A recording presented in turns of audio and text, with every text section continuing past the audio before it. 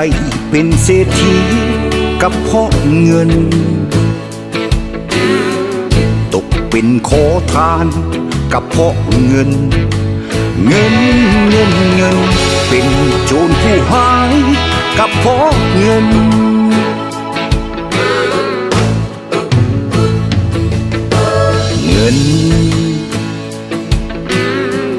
ตื่นออกจากบ้าน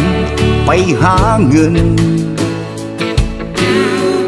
แค่ดึงแบกหาม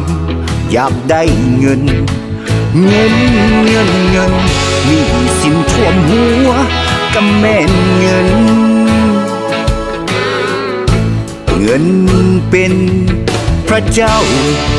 มนุษย์ทั้งหลายเกิดฆ่ากันตายกับเพราะเงินหักกันสั่งกันกับเพราะเงินเป็นสุขกับเพราะเงินเป็นทุกข์ที่ตายกับเพราะเงินโอ้เงินเกิดเป็นมนุษย์อยากได้เงินอย่าโสดอย่ากุงอย่าลักเงินโอ้เงินจะพาสุขล้นจนหมดเงิน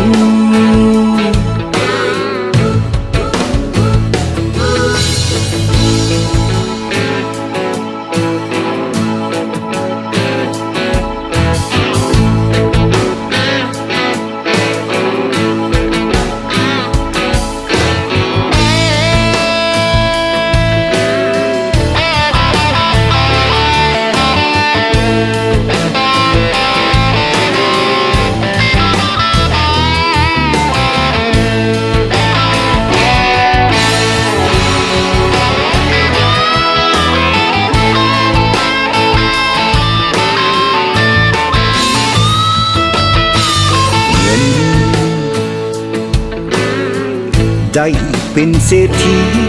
กับเพราะเงินตกเป็นขอทานกับเพราะเงินเป็นโจรผู้หายกับเพราะเงิน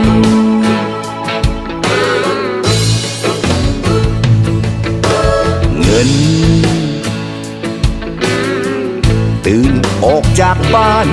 ไปหาเงินแค่ดึงแบกหามอยากได้เงินมีสินท่วมหัวก็แม่นเงินเป็นพระเจ้ามนุษย์ทั้งหลาย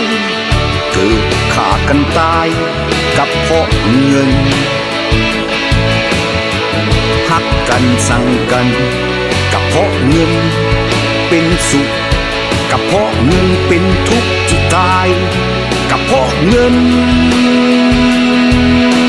โอ้เงินเกิดเป็นมนุษย์อยากได้เงินอย่าโสดอย่ากุงอย่าลักเงินโอ้เงินจะพาสุขล้นจนหมดเงิน